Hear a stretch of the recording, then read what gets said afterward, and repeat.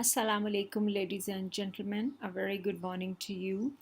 As I've already explained in lecture 2, which was posted on the SoundCloud sometime back, regarding the basic theory of strabismus, our eyeballs are normally placed at a slightly divergent angle to each other in the orbits. When the baby is born and opens his eyes, the first thing he does is to converge so that both eyeballs appear straight, though his vision is still very much blurred. So, like the beating heart or breathing, convergence is the basic mechanism that starts operating as soon as a baby is born. Or perhaps it may have started in utero, but as the baby's eyes are closed in utero, we cannot exactly know when this starts. Similarly, during deep sleep or general anesthesia, both eyeballs are in an exotropic position, that is, slightly divergent to each other, as brain is on a relaxing mode during both these phases.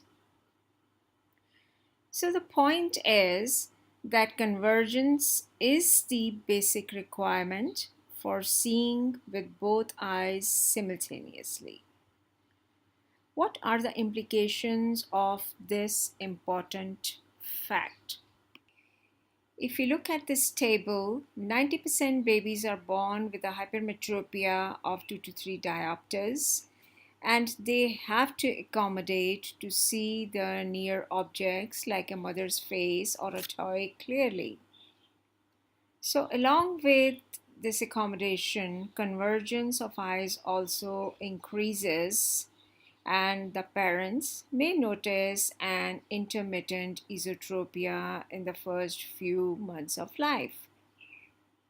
But gradually, as the axial length of eyeballs increases as a part of the emetropization process, that hypermetropia gradually disappears, and so is the consequent intermittent esotropia in about 40 to 45% of the babies. However, in remaining 45%, some degree of hypermetropia persists, or it may actually increase till the age of 5 to 6 years when it stabilizes and then starts reducing. So remember that a hypermetrop sees clearly for far distance. He only needs to accommodate and consequently converge to see the near objects clearly because the light rays from a near object are divergent. Consequently, the child has to increase his accommodation power of the natural lens of the eye to see those objects clearly.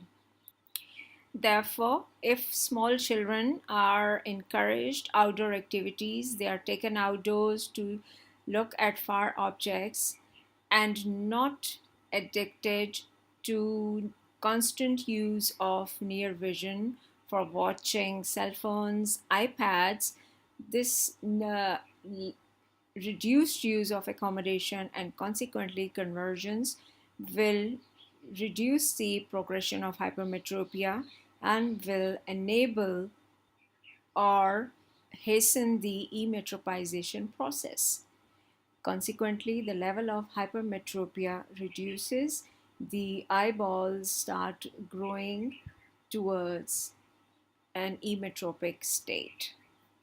Various studies have proven that a little amount of sunlight increases the level of dopamine in the retina, and that dopamine increases the axial length of the eyeballs. I've already explained the emetropization process in detail in lecture 2. So you can understand very well that a constant use of near vision or overuse of near vision will worsen the accommodation, increased use of convergence will worsen the esotropia, and the hypermetropia gradually worsens. Therefore, the basic requirement is to understand this fact and to make the parents understand, to manage children who present to you with either refractive errors or strabismus. They have to give up or stop the constant use of near vision.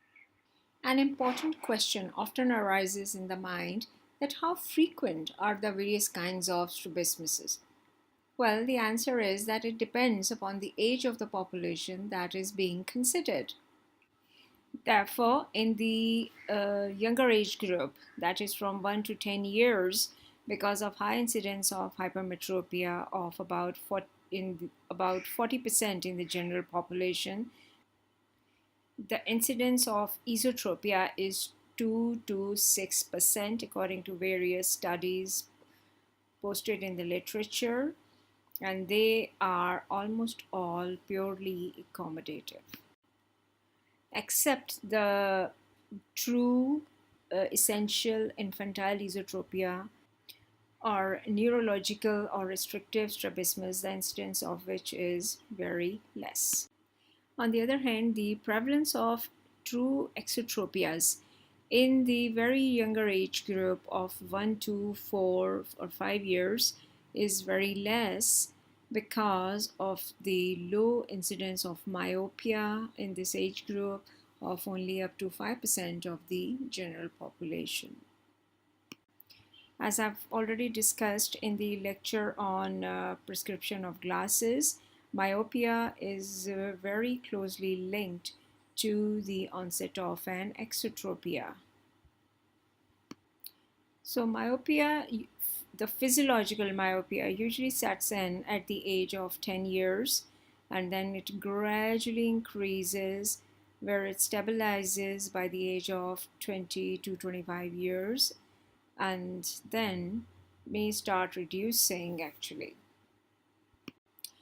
This graph shows the decrease in accommodation with increasing age.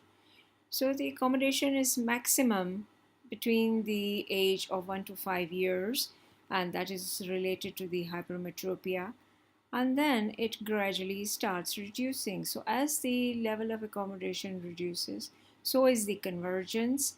The divergence mechanism in the brain becomes an active process after the age of 8 to 10 years, and that divergence gradually progresses as the myopia increases. So now coming back to the exotropia, the various types etiologically are primary or congenital, which is seen in a baby who's born with a large angle exotropia. And as I've already stated in the beginning, that this is due to the absence of convergence mechanism when the baby is born. But the more common variety of the primary exotropias are those seen in early childhood or in teenager. The second etiology of an exotropia is due to sensory loss, and this is called the secondary variety.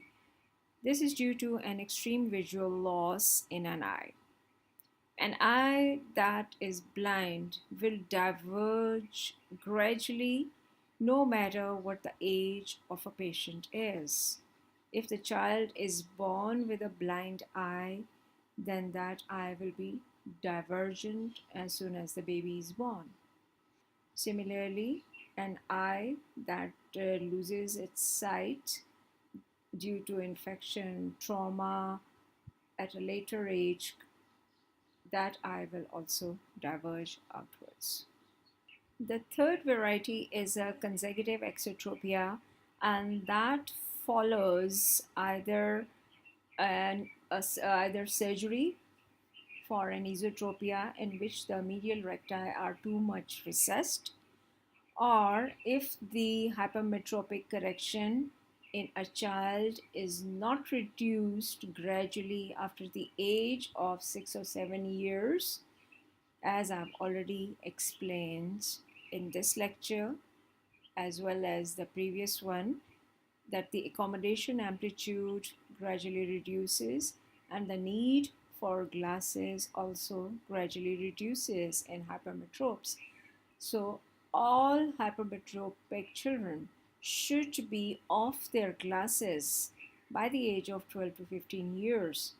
If they continue to wear their plus correction, then because of reducing accommodation and convergence, while at the same time an increase in the divergence mechanism in the brain, the eyes gradually diverge outwards if these children continue to wear their plus correction in the later age group. So, looking at these etiological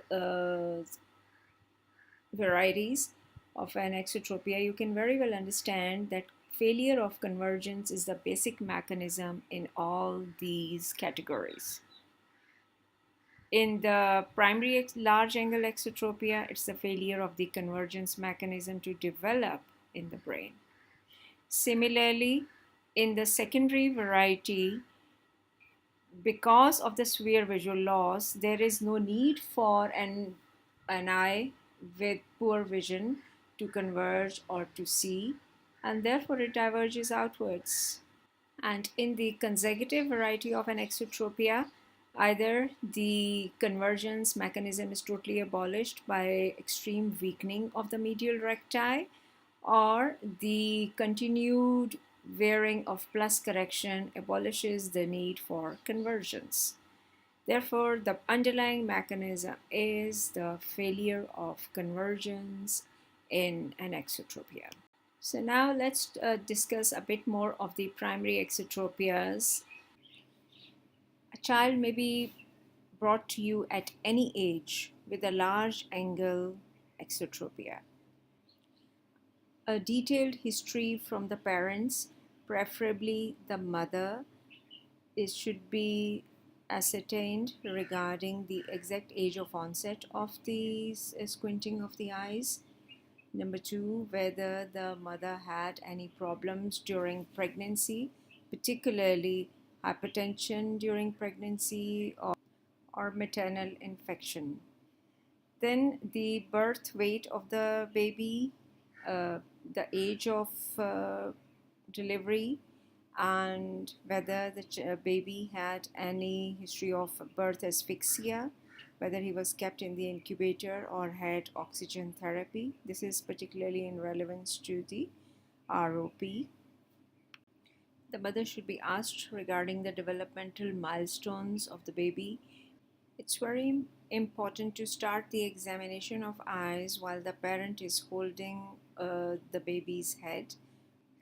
If the face is turned, a wrong impression of the kind of strabismus is gained, and you will not be able to know which is truly the fixing eye and which is the squinting eye.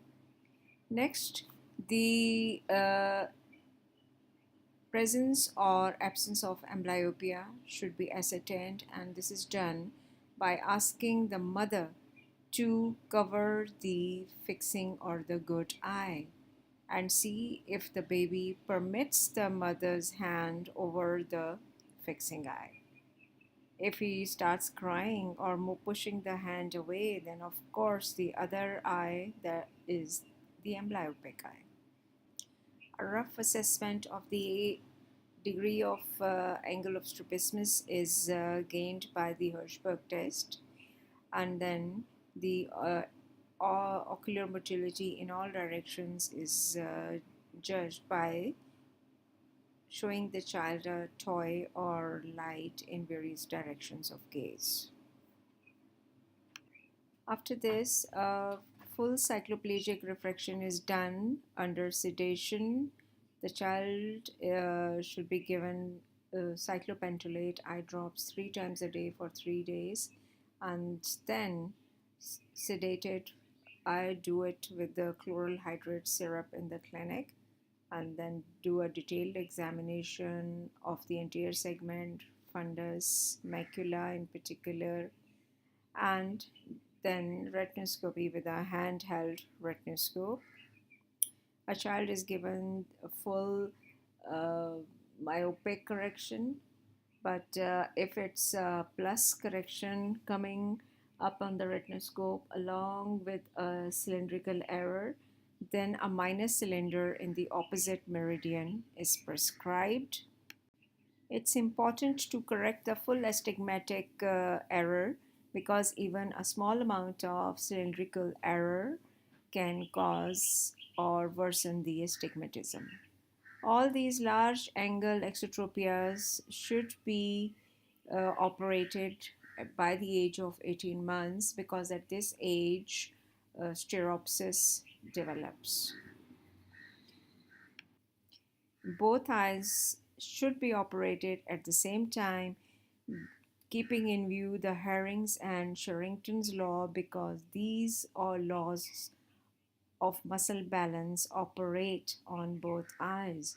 So there is no point in correcting or operating one eye at a time, then waiting for a month or 2 months and then operating the other eye. Both eyes should be straight on the same sitting under anesthesia. The child should continue to wear the minus correction, and that correction should be assessed every 6 months with cyclopentolate eye drops. If on initial examination one eye is found to be constantly exotropic and amblyopic, then it is very important to start amblyopia therapy for that eye prior to surgery. And that is done by giving glasses first for a month, then re-examining the baby after 1 month, so that he's used to glasses, and also correction of refractive error will improve the level of amblyopia. Then patching is started full time for the good eye, and the child is examined weekly. Once both eyes start holding fixation alternately, only then surgery should be performed. If surgery is done on an amblyopic eye, even straightening such an eye under anesthesia, that eye will never hold foveal fixation. It will soon diverge outwards, even as soon as 1 month after surgery. Therefore, it's very important to explain to the parents what you are trying to achieve by patching. Then they will always cooperate. Now, a few words regarding the more common variety of exotropia that starts in the early childhood, as early as 3 to 4 years. This starts because of a small amount of myopia, which is undetected, and it is causing a bit of decreased vision in one eye, one or the other eye. Initially, it presents as an exophoria, and later, if still the visual correction is not done, then that exophoria manifests as an exotropia, at first intermittently, when the child wakes up from sleep or he or she is daydreaming, and the parents come to you that one eye is divergent, even in pictures. The child may frequently rub one eye, or frequent blinking is also a very common complaint. In such children, a full cycloplegic refraction is done by cyclopentolate, and a full myopic correction is given.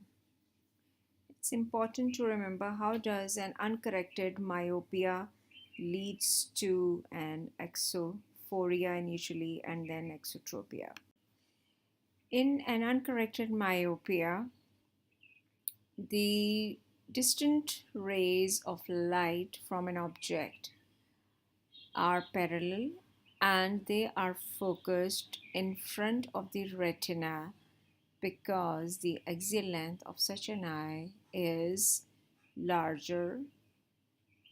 On the other hand, the divergent rays from a near object are brought to focus on the retina. Therefore, a child's world is limited to near vision only. While such a child is reading, he will try to converge both eyes to focus on the words. Along with the convergence, because of the accommodation convergence synkinesis in the brain, the eye starts accommodating as well. Therefore, if one eye is more myopic than the other, the image of the words is brought to focus in front of the retina in the more myopic eye. That causes blurring of vision in that eye, and that blurred image is ignored by the brain. As the child continues to read, image from the good eye is favored, while from the bad eye or the blurred image is blocked. Therefore, the convergence mechanism is blocked as well as the accommodation, and the bad eye gradually diverges outwards. This causes strain on the good eye, and the child suffers from headaches and eye strain. Even if both eyes have the same myopic error, brain tries to block the accommodation mechanism, and therefore along with it convergence is also blocked and one eye deviates outwards. Therefore the child develops diplopia and initially an intermittent exotropia while he only reads, and later this becomes permanent as the divergence mechanism becomes active in the brain as the child grows up after the age of 7 to 8 years. So, in order to break this vicious cycle of exophoria leading to exotropia, refraction is done under cyclopentolate eye drops, and a full myopic correction is given for both near and distance vision for constant wear. It's important to remember that only minus glasses or the concave lenses they stimulate convergence and try to straighten divergent eyes. If in such a child the plus glasses are given, then the accommodation and convergence is further relaxed and the level of exotropia increases. A very important question is often asked by many students and trainees, that why the refraction in a myope should be performed under the effect of a cycloplegic drug. Refraction is performed by asking the patient to look at a far object in order to relax the accommodation and relax the pupil, so that the pupil is fully dilated and either the retinoscopy or the reading of the autorefractometer is the same.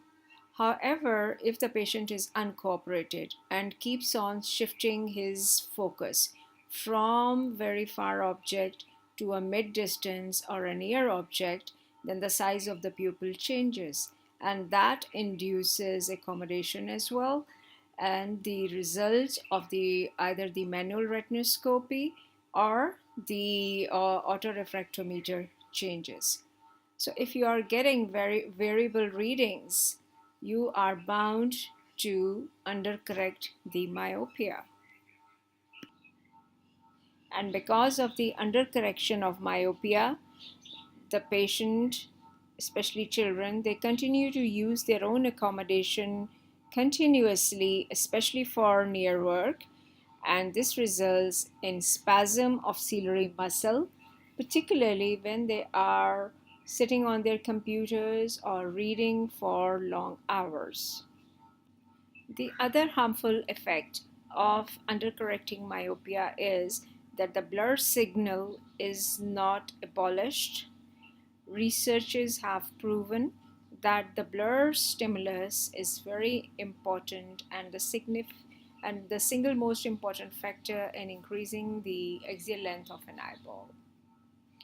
So if myopia is undercorrected, the axial length of such an eyeball increases and myopia progresses gradually with age. So it's very important in growing children to fully correct the myopia in order to prevent myopic progression as the child grows. Now, coming back to the common variety of the primary exotropias, they start initially as a mild exophoria, which is noted only when a cover test is performed during examination of a child by an ophthalmologist. And this exophoria gradually increases, enlarges if it is not corrected, and develops into an intermittent true exotropia. And this intermittent exotropia is apparent only when the child is daydreaming or has just gotten up from a long sleep, because during that time the convergence and accommodation is relaxed and one eye, which is more myopic, tends to deviate outwards.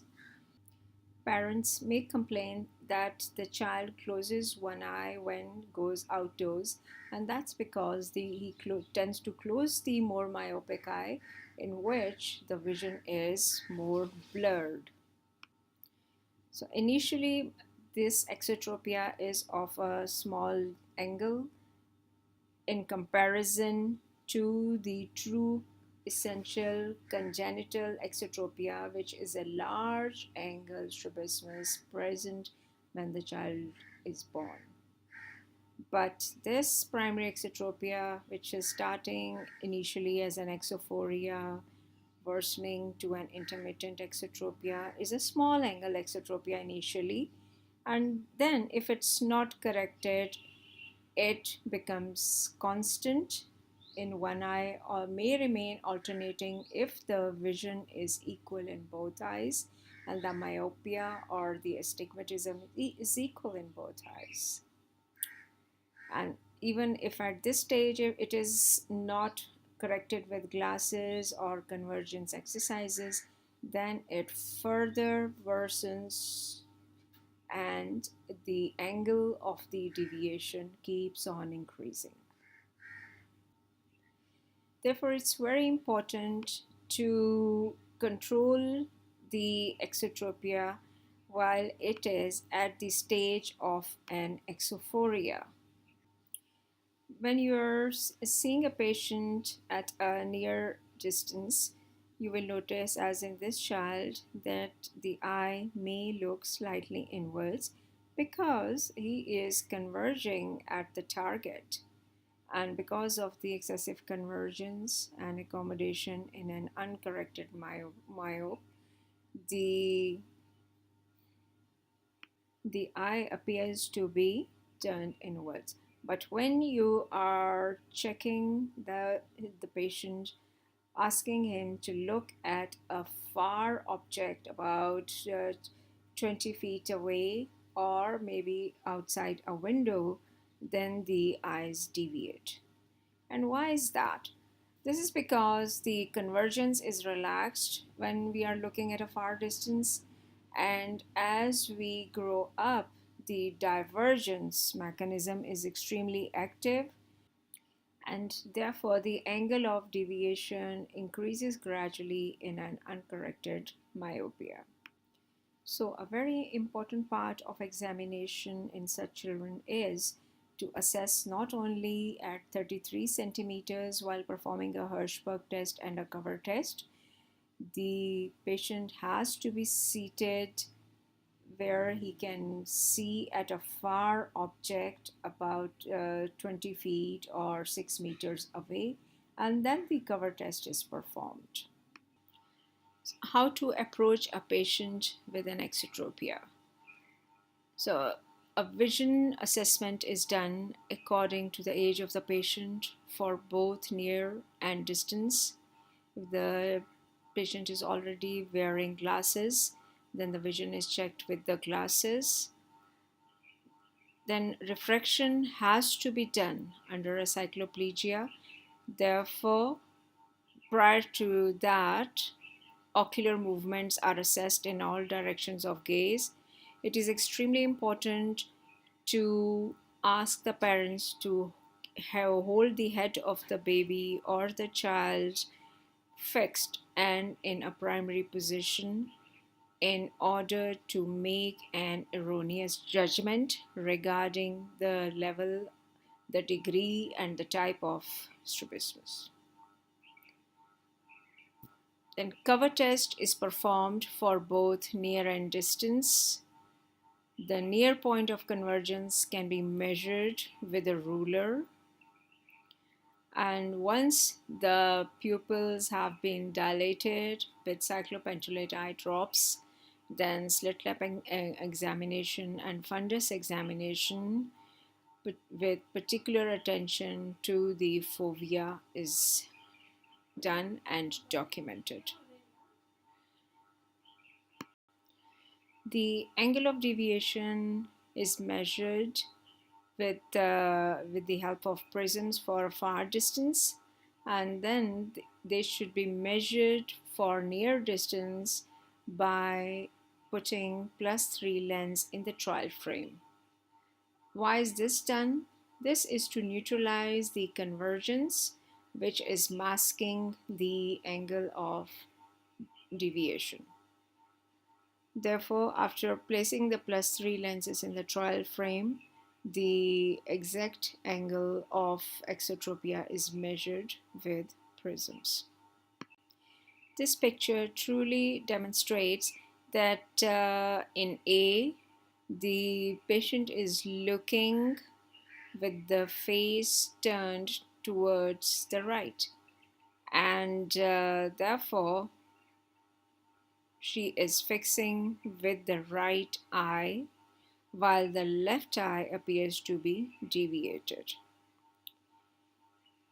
In order to assess whether the head is in the primary position, the examiner should be able to see both ear lobes equally and at the same level. So always assess the posture of the head by looking at the ear lobes of the patient, at how much you can see, whether they are equally seen and at the same height. So in B, when the head is straightened, you will notice that now she is fixing at the target with her left eye, which is actually the good eye, while the right eye is deviated upwards. So the right eye is actually the problematic eye, and the hypertropia was not apparent while the face was turned or the head was tilted a bit. So, what is the management plan of such patients who present to you with an exophoria detected on the cover test or a true exotropia? It should be kept in mind that true exotropia, even up to 15 degrees, that is 30 prism diopters, can be very well managed with myopic correction and along with convergence exercises. These convergence exercises have to be done with the patient wearing the minus correction.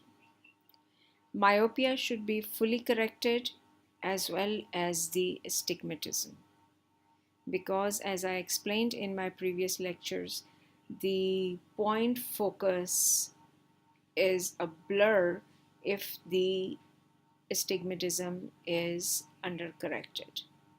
So only a full cylindrical correction will restore image clarity and will give a clear vision.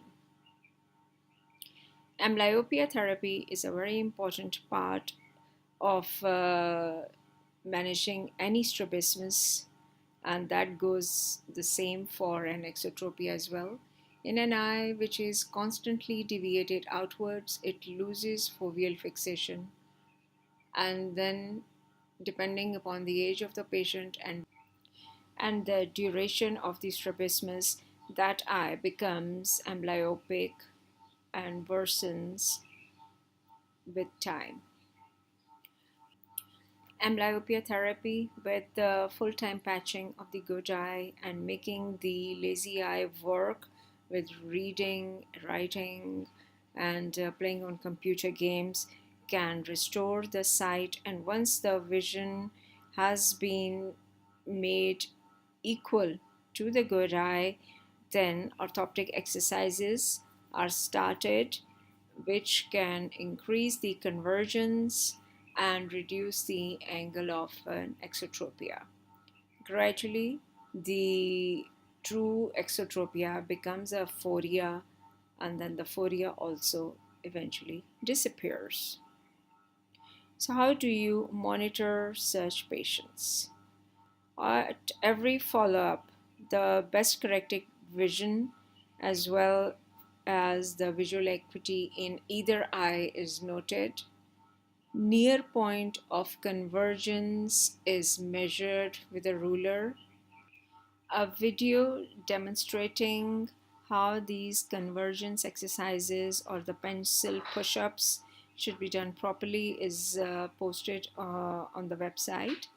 You can look at it and understand that the best convergence is when both eyes can focus the tip of the nose, or the pencil reaches the tip of the nose and both eyes are converging fully inwards and no scleral patch can be seen in the medial canthal angles. So the angle of deviation should gradually reduce on each follow-up, and parents should state that the exotropia has become more intermittent. It's not apparent constantly. How will you assess that the patient is not complying to your therapy? And that is by increase in the intermittency of the exophorias or the exotropias. There is a gradual increase in the angle of deviation. If the child or the adult is doing convergence exercises properly, then the angle of deviation should reduce for both near as well as distance. But if the angle of deviation for far stays the same, then that is an indication for surgery. A decrease in binocular single vision also implicates that the angle of deviation has increased. So, surgery can be avoided by minus glasses and by convergence exercises only till the deviation is up to 15 degrees or 30 prism diopters. If on initial presentation the deviation is larger than this, then that is an indication for surgery. And a very important point regarding surgery is that both eyes need to be operated at the same setting. And why is that? Many people do a recess resect surgery on one eye, that is the deviating eye. And parents are often of the view, or they actually argue with you, that why are you operating on the good eye? Well, as a strabismologist, it's your job to explain to them that both eyes move together in space, and the physiological laws operate on both eyes. That is the Herring's law of simultaneous and equal innervation, as well as Sherrington's law of reciprocal innervation, operates simultaneously on the muscles of both eyes. So, if you are operating only on one eye at one sitting and then on the other eye, perhaps after 2 to 3 months, then these laws, which are continually operating, will relax the muscles of the opposite eye more, and the assessment of the angle of deviation becomes wrong, and therefore the surgical results are often erroneous.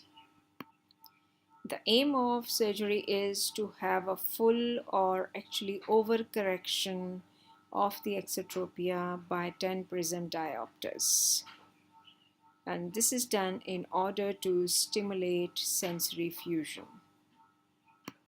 Only when both eyes are looking straight ahead at a single object in space or slightly converging at the target, only then the sensory fusion will work, and that sensory fusion will lock both eyes into alignment for the rest of the life of the patient. But on the other hand, if even a small amount of undercorrection is done, this sensory fusion mechanism fails to operate.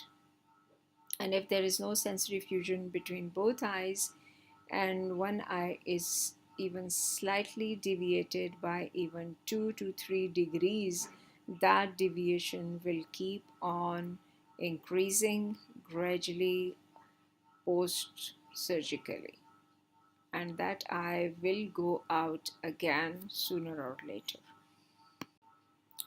As you can see in this patient, there is a large angle strabismus. She had an uncorrected astigmatism, and that resulted in a gradually increasing deviation of her left eye. So surgery was performed at the same sitting on both eyes. All four recti were operated, and she was stressed to wear her astigmatic correction, especially for near work as well as for driving. Such a large angle strabismus cannot be corrected fully by operating on two muscles of one eye or two muscles of either eye. It has to be a four muscle surgery. Many surgeons like to do a bilateral lateral rectus recession. How does muscle recession work? Well, moving the insertion of a muscle from its original point towards the origin produces slackness in the muscle, and that slackness results in reduced number of electrical impulses from that muscle to the brain, and therefore produces its weakness. It is basically the reduced action potential or the resting potential generated in such a muscle. Only when the muscle is tight, the resting level of action potential or the strength of an action potential increases. However, if such a muscle is recessed beyond the equator of an eye, then according to the fixed principle, this muscle will fail to contract at all. Remember, all recti or all muscles in the body, they contract from the origin, from the point of origin towards insertion. So when they contract, they shorten in length. The length of the sarcomeres reduces. Tension develops in the sarcomere, and this results in pull of the muscle on the eyeball, and the eye moves in the direction of the contracting muscle.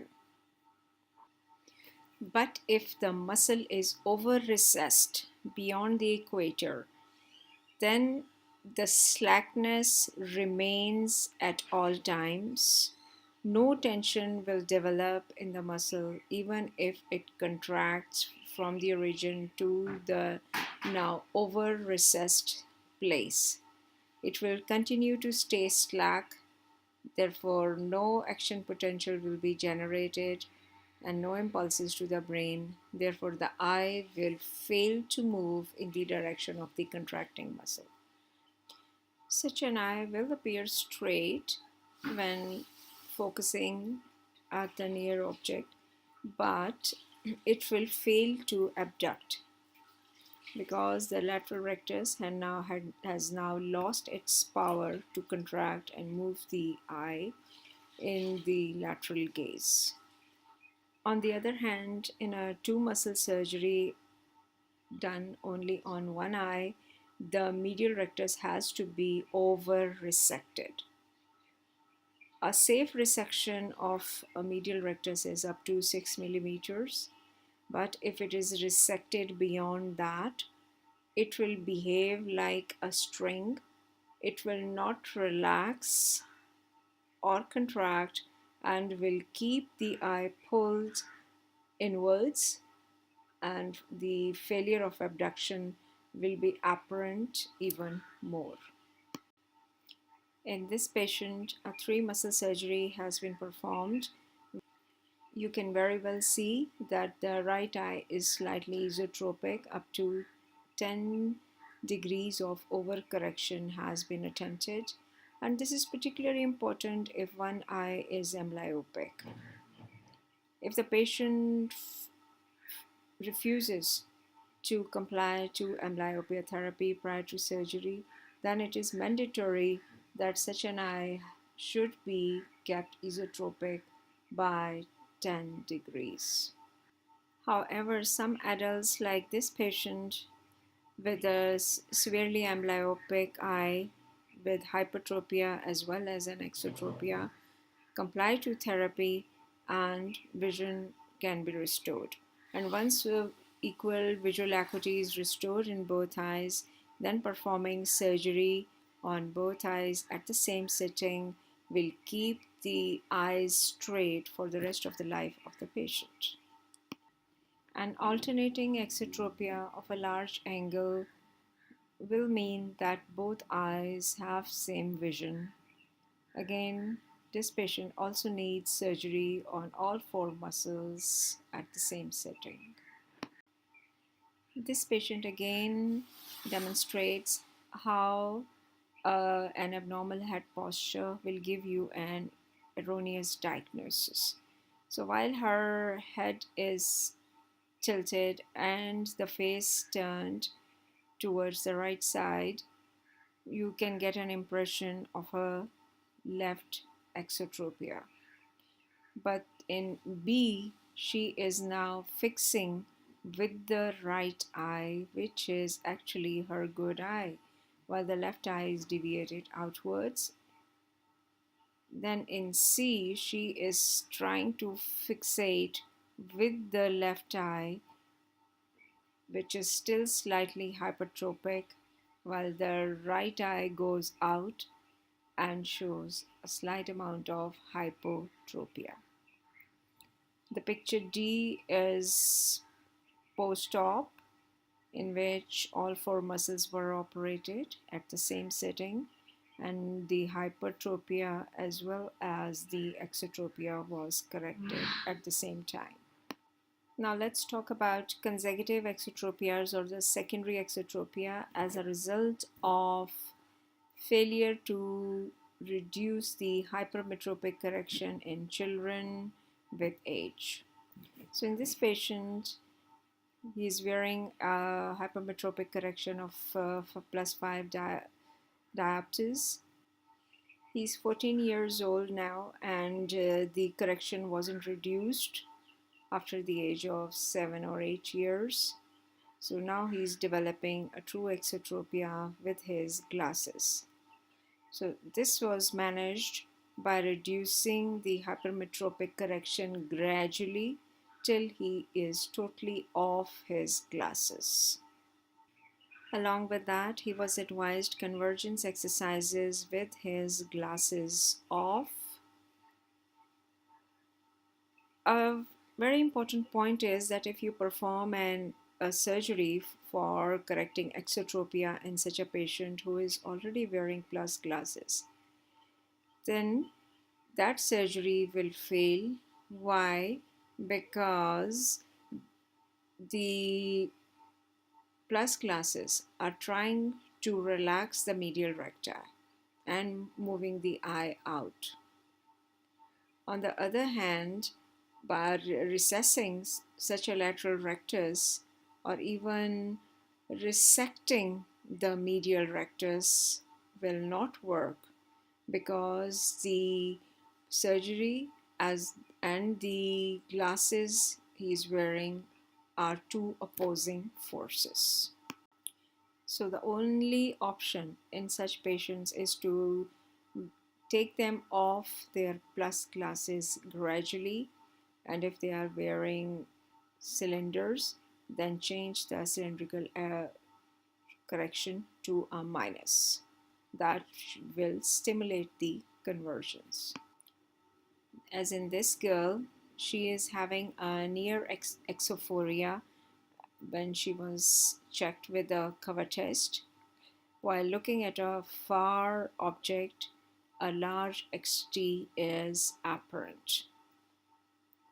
She was wearing plus cylinders, which were worsening her exotropia, and so she was having headaches, particularly while reading and doing her work. In the clinic, she was given minus cylinders in the opposite meridian, and that not only corrected the exotropia there and then, it improved her binocular single vision. So it is very important to give minus cylinders in an exotropic eye. A plus correction will worsen the level of an exotropia, and which is not amenable to surgery as well. Sometimes teenagers or adults, they come to clinic with asthenopia and diplopia while reading, and that is because with age the convergence amplitude is reducing.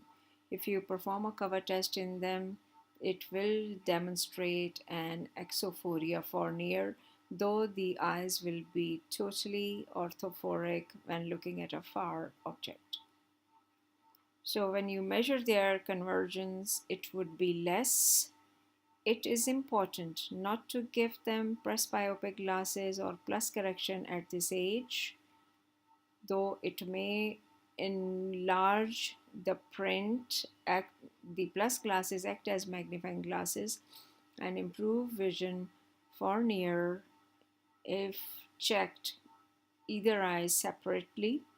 But when this such a patient will wear the plus correction and will look at the near print with both eyes, an eye which was previously demonstrating an exophoria will lose all its convergence amplitude and will develop a constant exotropia, and such a patient will be even worse.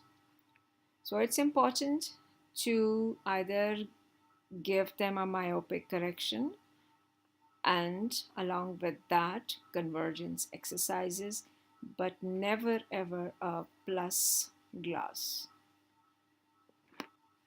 So I hope this lecture was helpful in clearing certain points regarding an exotropia, its assessment and its management.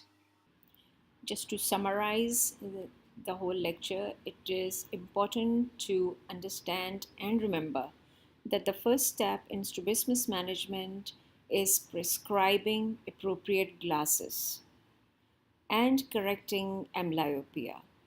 Recent research, particularly mine published in the Indian Journal of Pediatric Ophthalmology and Strabismus on 824 cases, proved that amblyopia of any severity and at any age is fully treatable. And for once the vision has been restored in a severely amblyopic eye, that vision remains for the rest of the life of the patient. So the important points are: number one, while prescribing glasses to any patient, the age distribution graph for refractive errors should always be kept in mind. Number two, cover test is mandatory prior to refraction. The findings on a cover test decide what you are going to prescribe after your refraction, depending upon the age distribution curve. Number three, please remember, accommodation amplitude is reducing gradually in every patient or every person after the age of 6 to 8 years, and along with it, the convergence. On the other hand, the divergence mechanism becomes active after this age and continues to grow stronger and stronger as the age increases. So these are the two opposing forces, and they increase the tendency of various strabismus that we see. Number four, both these opposing mechanisms of convergence and divergence, they play an important role in the increased incidence of various kinds of strabismus that we see in different age groups. This explains why esotropia is common in early age till 6 years, while the incidence of an exotropia keeps on increasing. Number five, accept the true congenital variety of an esotropia or an exotropia, which starts as a large angle strabismus at birth of more than 20 to 30 degrees or 50 to 90 prism diopters. The remaining strabismus start as a phoria.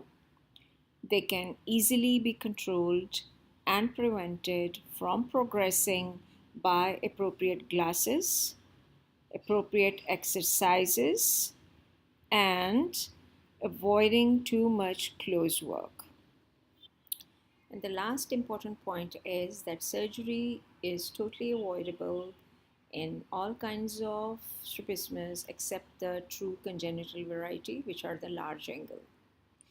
But in patients who present late for a therapy and they have a large angle strabismus more than 15 degrees or 30 prism diopters that cannot be controlled with conservative measures like glasses and convergence exercises, then they need surgery. But in performing surgery, certain important points have to be kept in mind, that there is a balance between both eyes.